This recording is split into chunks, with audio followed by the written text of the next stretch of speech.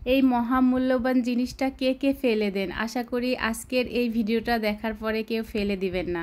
Hello everyone, আসসালামু আলাইকুম। সবাইকে আরও নতুন একটা ভিডিও দেখার জন্য ওয়েলকাম জানাচ্ছি। আশা করি যে যেখান থেকে বসে আমার এই ভিডিওটা দেখছেন সবাই অনেক ভালো আছেন, সুস্থ আছেন।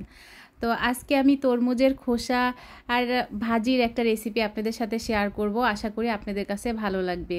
আর আমার এই ভিডিওটা যদি আপনাদের কাছে ভালো লাগে, প্লিজ আমার পেজটা ফলো দিয়ে পাশেই থাকবেন। এই তো এখানে আমি তরমুজের খোসাগুলো একটু ছোট ছোট করে কেটে নিয়েছি। এটা আসলে বেশি মোটা করে কাটা যাবে না, ছোট ছোট করে কেটে নিতে হবে।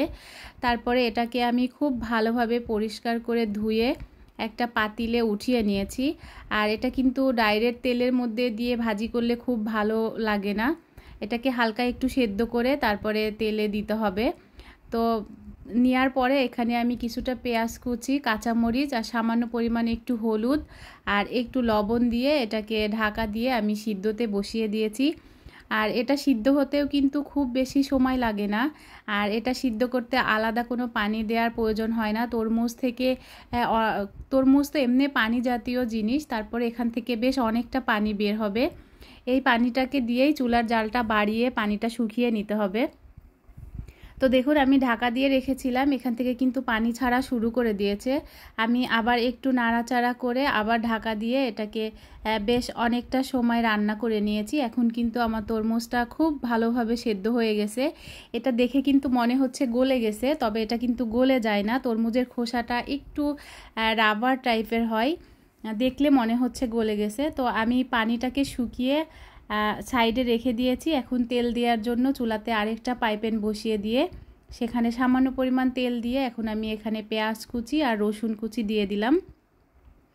পেঁয়াজ আর রসুনটাকে খুব ভালোভাবে নাড়াচাড়া করে পেঁয়াজ রসুনের কালারটা একটু চেঞ্জ করে নিব।